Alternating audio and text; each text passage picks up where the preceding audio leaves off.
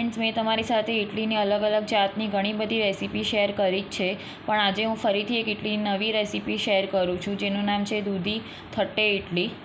Recently મેં દૂધીના stuff કોઈની recipe પણ શેર કરી છે. આમાં પણ મેં દૂધીનો ઉપયોગ કરીને થટ્ટે ઇડલી રેડી કરી છે, પણ તમને ખ્યાલ જ નહીં આવે કે દૂધીથી બની છે. એટલી હેલ્ધી ને ટેસ્ટી છે. જો તમને મારી બતાવેલી રેસીપી ગમે તો મારી ચેનલને સબસ્ક્રાઈબ જરૂરથી કરજો અને સાથે સાથે બેલ આઇકન પર પણ ક્લિક કરજો, જેથી કરીને હું જે બી નવી રેસીપી પોસ્ટ કરું તેની નોટિફિકેશન સૌથી પહેલાં તમને મળે. તો ચલો ફ્રેન્ડ્સ, મારા કિચનમાં આપણે રેસીપી બનાવવાનું સ્ટાર્ટ કરીએ હવે. દૂધી થટ્ટે ઇડલી બનાવવા માટે સૌથી પહેલાં મેં અહીંયા મિક્સર જાર લીધું છે. તેમાં આપણે 1 કપ જેટલી રફલી ચોપ કરેલી દૂધી એડ કરશું. ત્યારબાદ સમારેલી કોથમરી, તીખાસ માટે લીલા મરચાં, સ્વાદ પ્રમાણે મીઠું અને મીડિયમ ખાટું દહીં એડ કરશું, જેનાથી ટેસ્ટ બહુ જ સરસ આવશે, માટે તે જરૂરથી એડ કરજો. હવે આ બધું જ આપણે ગ્રાઇન્ડ કરી લઈશું. તમે જોઈ શકો છો આવી સ્મૂથ કન્સિસ્ટન્સી રાખવાની છે. હવે મેં અહીંયા રવો લીધો છે એક મોટા બોલમાં.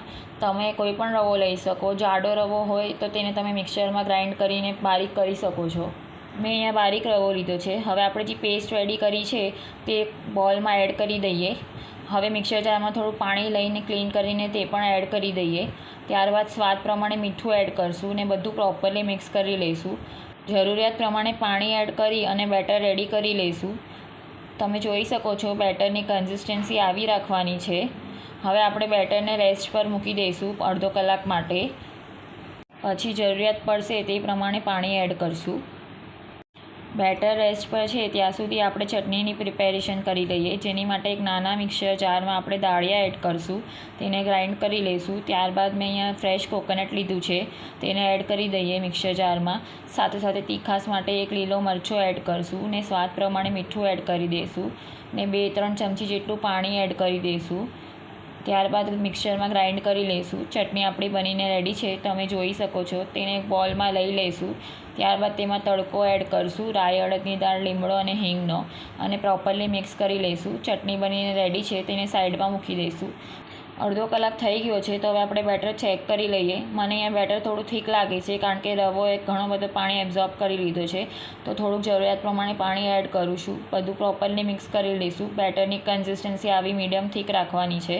મેં અહીંયા અંદાજે 1 1/4 કપ જેટલું પાણી એડ કર્યું છે. હવે આપણે એક નાના બોલમાં 2 ચમચા જેટલું બેટર લઈ લઈશું. હવે થટ્ટે ઇડલી બનાવવા માટે મારી પાસે તો સ્ટેન્ડ નહોતું, માટે મેં આવી એક ડીશ લીધી છે, તો તેને તેલથી ગ્રીસ કરી લઈશું. હવે નાના બોલમાં જે બેટર લીધું હતું તેનામાં 1/2 ટીસ્પૂન જેટલો ઈનો એડ કરશું ને તેને એક્ટિવેટ કરવા માટે 2 ચમચી જેટલું પાણી એડ કરી દઈશું એના પર, અને પ્રોપરલી મિક્સ કરી લઈશું.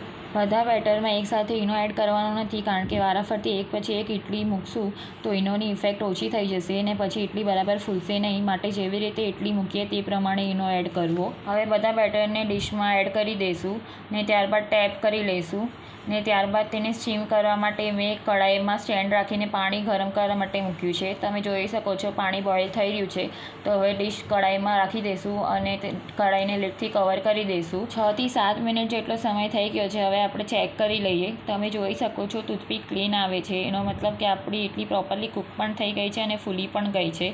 હવે ઇડલીની ડીશને ઠંડી થવા દઈશું. ત્યારબાદ કઢાઈમાં પાણી ઓછું થઈ ગયું છે, તો પાણી થોડું એડ કરી ને બીજું જે બી બેટર છે તેમાં ઈનો એડ કરીને પ્રોપરલી મિક્સ કરીને બીજી બધી ઇડલીની ડીશ પણ રેડી કરી લઈશું. તમે જોઈ શકો છો આપણે જે બેટર રેડી કર્યું હતું તેમાંથી આવી 3 ઇડલીની ડીશ બનીને રેડી થઈ છે. હવે ઇડલીની ડીશ થોડી ઠંડી થઈ જાય ત્યારબાદ આપણે તેને ડિમોલ્ડ કરી લઈશું. આવી રીતે ચમચીના નીચેના ભાગથી આપણે તેને ડિમોલ્ડ કરી લઈશું. તમે જોઈ શકો છો ઇડલી પ્રોપરલી ડિમોલ્ડ થઈ ગઈ છે.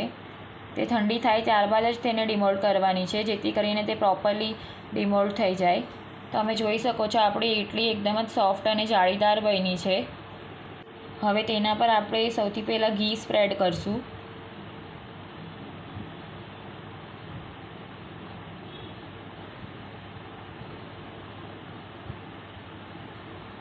ત્યારબાદ મેં અહીંયા મલકાપોડી ચટણી લીધી છે, જેની રેસીપીની લિંક તમને મારા ડિસ્ક્રિપ્શન બોક્સમાં મળી જશે. તે ઇડલી પર સ્પ્રિંકલ કરી દઈશું.